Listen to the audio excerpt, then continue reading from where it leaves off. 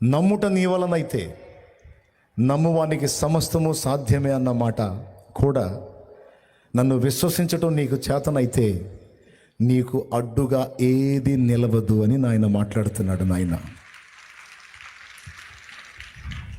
నీకు అడ్డుగా ఉన్న పర్వతాల లాంటి సమస్యలు, పర్వతాల లాంటి బలహీనతలు, పర్వతాల లాంటి వ్యక్తులు, పర్వతాల లాంటి దయ్యాలు ఏవైనా సరే నీ ముందు చదును భూమి అవ్వాల్సిందే. హల్లెలూయా. దయచేసి అశ్రద్ధ చేయొద్దు, జాగ్రత్తగా వినండి. ఎంతమంది ఇంట్రెస్ట్గా ఉన్నారు? ప్రార్థన చేసేదా వెళ్ళిపోతారా? వింటారా? వినండి. నీవు ప్రశ్నిస్తే ప్రభువుని, ప్రభువు కూడా ప్రశ్నిస్తాడు నిన్ను. ప్రభువా వాడిని బాగు చేస్తావా? నీ చేతనైద్దా?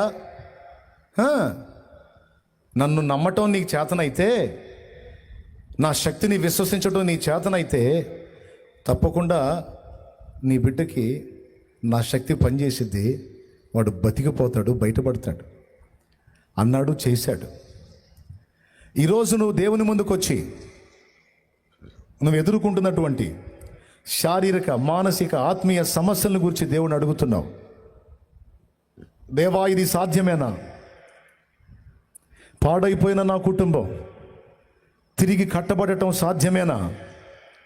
పాడైపోయిన నా పిల్లల జీవితాలు తిరిగి బాగుపడటం సాధ్యమేనా? పాడైపోయినటువంటి నా ఆత్మీయ జీవితం తిరిగి బాగుపడటం సాధ్యమేనా? నేను కోల్పోయిన వాటిని తిరిగి స్వతంత్రించుకోవడం సాధ్యమేనా? నా ప్రభు మాట్లాడుతున్నాడు. విశ్వాసంలో ప్రజ్వలించడం నీకు చేతనైతే మొత్తం సాధ్యమే. విశ్వాసముతో నా సన్నిధిని గోజాడుట, ప్రార్థించుట, విశ్వాస బలం పొందుట నీకు చేతనైతే నాకు కూడా చేతావు. ఏదైనా తిరిగి నేను బాగు చేయగలను. మొత్తం కోల్పోయిన ఏబుకు తిరిగి రెండంతలుగా ఇచ్చాడని రాత్రి చెప్పాను నేను. మొత్తం కోల్పోయాడు. ఆస్తులు పోయినాయి, అంతస్తులు పోయినాయి, ఆరోగ్యం పోయింది, పిల్లలు పోయారు, మొత్తం కోల్పోయాడు. అన్నీ కోల్పోయాడు. కానీ నా దేవుడు తిరిగి నాకు మరలా నూతన స్థితి దయచేయగలడన్న విశ్వాసాన్ని మాత్రం పోనీలా.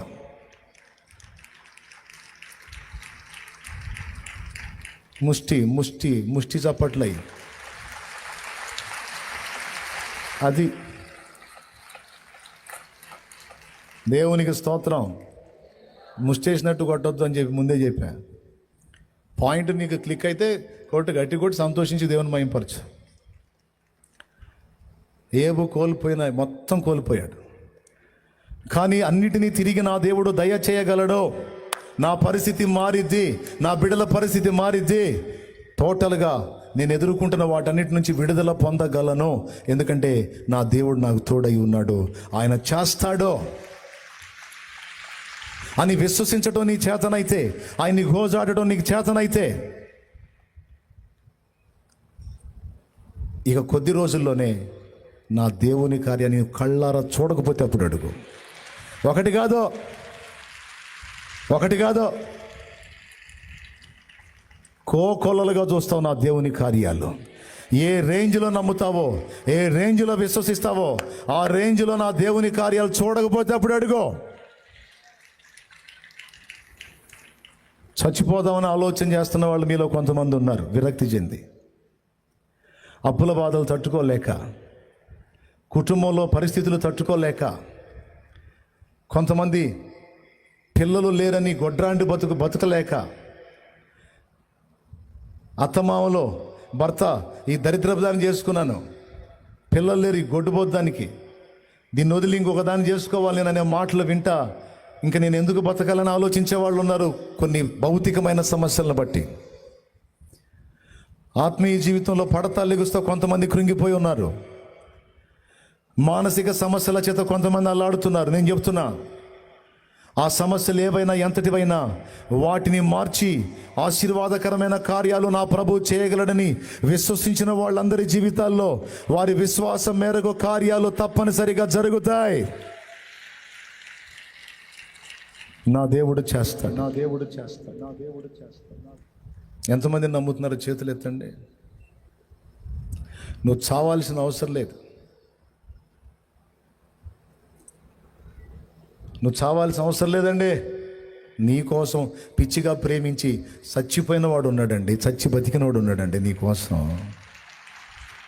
నువ్వెందుకు చావాలి పిచ్చిదానా? నువ్వెందుకు చావాలి పిచ్చోడా? నా దేవుడు లేడా? నా దేవుడు నీ పరిస్థితులు మార్చలేడా? కొంతమంది ఏడుస్తున్నారు. హాయిగా ఆనందంగా సాగిపోయే నా జీవితంలో నా కర్మలు తగులుకునే నాకు బంధకాలు తగులుకునే, దరిద్రం తగులుకుంది నాకు అని కొన్ని ఇబ్బందికరమైన పరిస్థితులను బట్టి కొంతమంది ఏడుస్తున్నారు. నేను చెప్తున్నాను, కృంగిపోవద్దు. విశ్వాసాన్ని చల్లారనీయొద్దు. విశ్వాసాన్ని మాత్రం కలిగి ఉండు. విశ్వాసాన్ని మాత్రం కలిగి ఉండు, దాన్ని చల్లారనీయొద్దు. ఆ పరిస్థితులు మారుతాయి, త్వరలోనే మారుతాయి. త్వరలో ఇంకా కొద్ది దినముల్లో నువ్వు నా దేవుని కార్యాలు బలంగా చూడబోతున్నావు.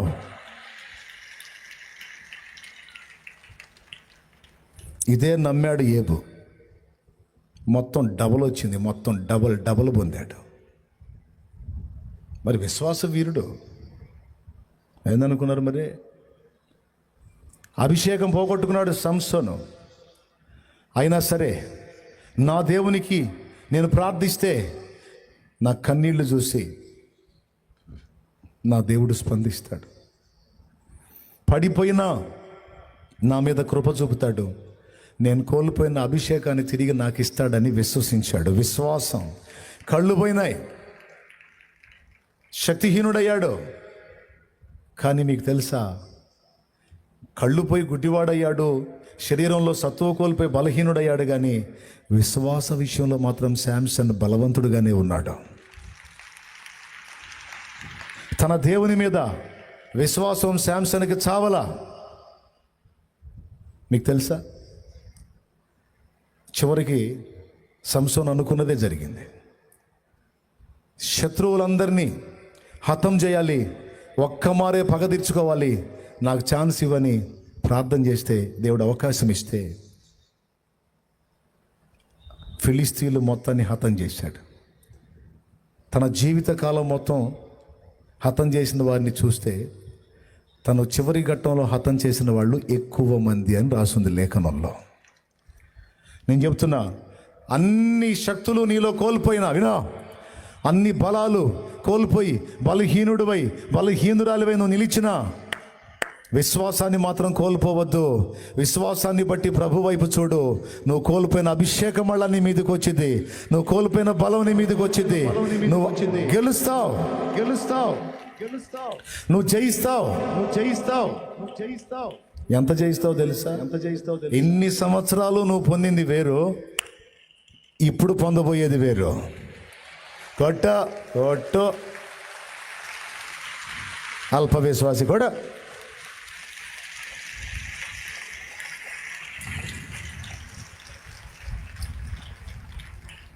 ఇంకా డౌటా? అదొక్కటి కలిగి ఉండు నువ్వు చాలు. అందరూ పోయినా సరే, అందరూ వదిలేసినా సరే, విశ్వాసాన్ని మాత్రం వదలదు. దేవుడు అడుగుతున్నాడు, మారిపోయిన నా పరిస్థితులన్నీ తిరిగి బాగుపడే పరిస్థితి కనపడట్లా. బాగుపడతాయా అంటే బాగు చేయగలను అని నువ్వు నమ్ముతున్నావా? నమ్ముతున్నా. అయితే మారిపోయింది పో. మారుతుంది నీ జీవితము, వేదన చెందకుమా.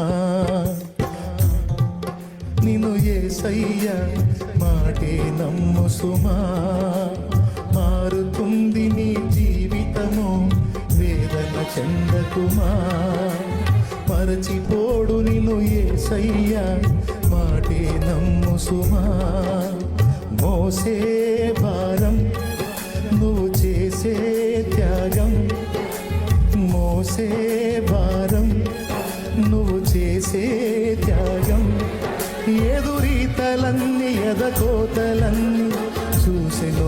దైవం చెయ్యునులే సాయం, చూసెను నా దైవం చెయ్యునులే న్యాయం. మారుతుంది నీ జీవితము, వేదన చెందకుమా, మరచిపోడు నిన్ను యేసయ్య, మాటే నమ్ము సుమా. దేవునికి మహిమ, దేవునికి మహిమ, దేవునికి మహిమ. ప్రభువా, ప్రభువా, నీ ప్రశ్న, నీ ప్రశ్న, నీ ప్రశ్న, నా ఆత్మని నరకం నుంచి కాపాడగలవా?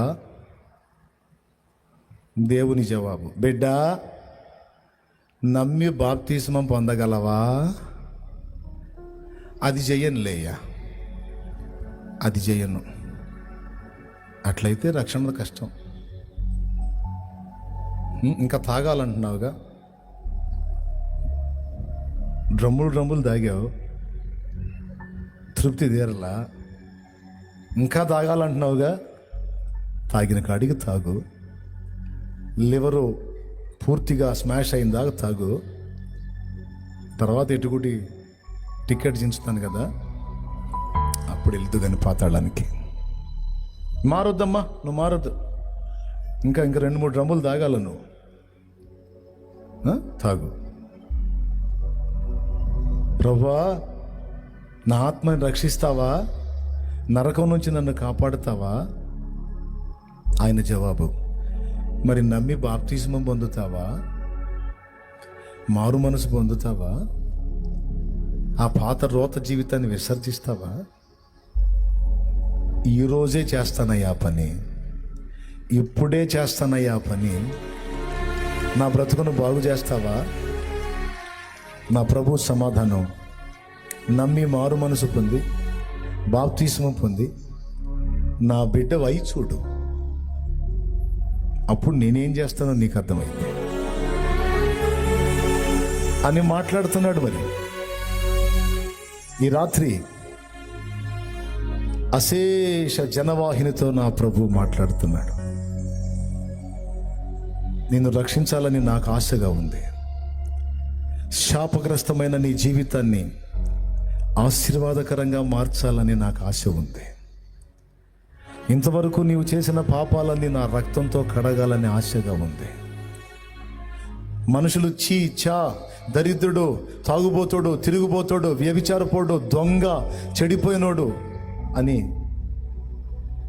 నా బిడ్డవైన నిన్ను నలుగురు 4 మాటలు అంటుంటే నాకు బాధగా ఉంది.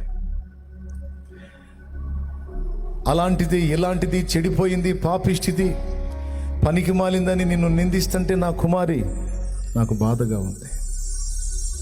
నా యందు విశ్వాసం ఉంచుతావా? చూడు, నీ కోసం నేను ప్రాణం పెట్టాను. చూడు, నేను నిన్ను ప్రేమిస్తున్నాను.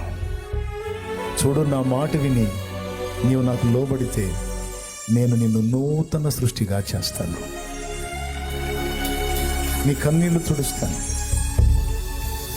ఏ నోళ్ళు నిన్ను తాగుబోతాడు, తిరుగుబోతాడు, పనికి మాలినోడు, పాపిష్టిది, పాపిష్టోడు అని తిట్టారో ఆ నోళ్లే నిన్ను పిలిచి, అయ్యా అయ్యా అయ్యా వందనాలయ్యా, మా కోసం ప్రార్థన చేయవా అనేటట్టు చేస్తా. అయ్యా అయ్యా మా ఇంట్లో అడుగు పెట్టవా, అమ్మ అమ్మ మా కోసం ప్రార్థన చేయవా, అమ్మ అమ్మ ఒక్కసారి నీ కాలు మా ఇంట్లో పెట్టవా అనేటట్టు నేను చేస్తాను నా కుమారుడా, నా కుమారి అని నా ప్రభు పిలుస్తుంది. ఎంతమంది సిద్ధంగా ఉన్నారు మీ జీవితాలు యేసు ప్రభుకి అప్పగించడానికి? మారు మనసు పొంది శాలేమన్న నువ్వు ఇప్పుడు ఇచ్చినా నేను తీసుకోవడానికి సిద్ధం అన్నోళ్ళు లేచి నిలబడండి. ఎంతమంది సిద్ధపడ్డారో యేసు రక్తంలో పాపాలు కడుక్కోవాలని ఆశపడ్డ వాళ్ళు ఎంతమంది అలా సిద్ధపడ్డారో, నిజంగా దేవుడు నీతో మాట్లాడితే లేచి నిలబడు. అలా సిద్ధపడ్డోళ్ళు ఎవరో ముందుకు రండి, ఇట్లా నా ముందుకు రండి, నా దగ్గరకు రండి. ఆ సిద్ధపడ్డోళ్ళు ఎవరు రండి, నా ముందుకు రండి, రండి. మీ జీవితాన్ని యేసు ప్రభు చేతికి అప్పగించి ఒక నూతనమైనటువంటి జీవన అనుభవంలో నీకు రాగోరిన వాళ్ళు పరిగెత్తండి. పరిగెత్తండి, నీకోసమే నా ప్రభు ఎదురు చూస్తున్నాడు. ప్రభు నిన్ను పిలుస్తున్నాడు, రా, త్వరపడిరా బిడ్డ, త్వరపడిరా. అక్కడ దారి ఇవ్వండి. నా యేసయ్య రక్తం నీకోసమే చిందించాడు. దా, నీ చరిత్రను మార్చబోతున్నాడు రా, నీ చరిత్రను మార్చబోతున్నాడు రా. పరిగెత్తు, నీ చరిత్రను మార్చబోతున్నాడు. పరిగెత్తు, పరిగెత్తు. నీ నిందను కొట్టివేయబడుతున్నాడు. పరిగెత్తు, పరిగెత్తు. శాపగ్రస్తమైన నీ జీవితానుభవాన్ని మార్చబోతున్నాడు. నమ్మి పరిగెత్తు, నమ్మి పరిగెత్తు. నీ కోసం ప్రాణం పెట్టిన యేసు పిలుస్తున్నాడు. పరిగెత్తు, ప్రభు పిలుస్తున్నాడు. రా, త్వరగా వచ్చే బిడ్డ, త్వరగా వచ్చాయి బిడ్డ, త్వరగా వచ్చాయి.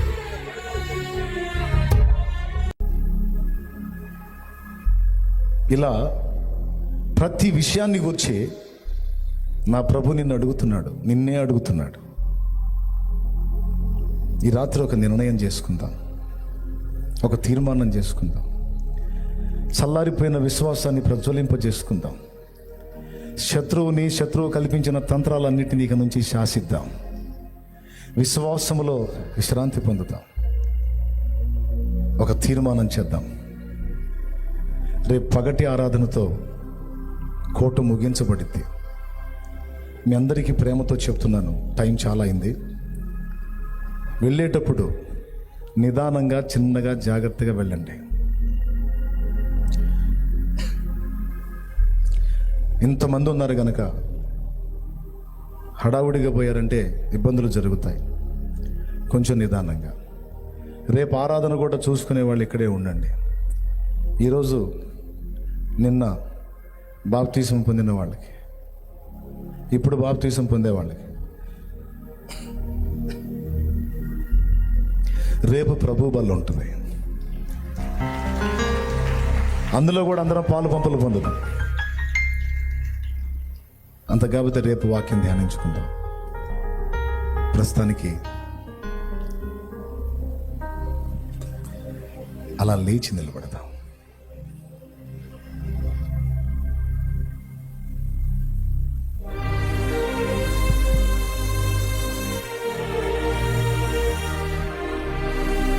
విశ్వాసాన్ని గురించి వినబడిన మాటని గుండెల్లో భద్రం చేసుకో. నీ విశ్వాసం ప్రజ్వలించాలి, నీ అభిషేకం ప్రజ్వలించాలి, ప్రేమ ప్రజ్వలించాలి, ఆత్మల భారం ప్రజ్వలించాలి. నువ్వు వాటి అధికారం కింద లేవు, అవి నీ అధికారం కింద ఉన్నాయి. శాసించు యేసు నామములో ఇది మొదలుకొనే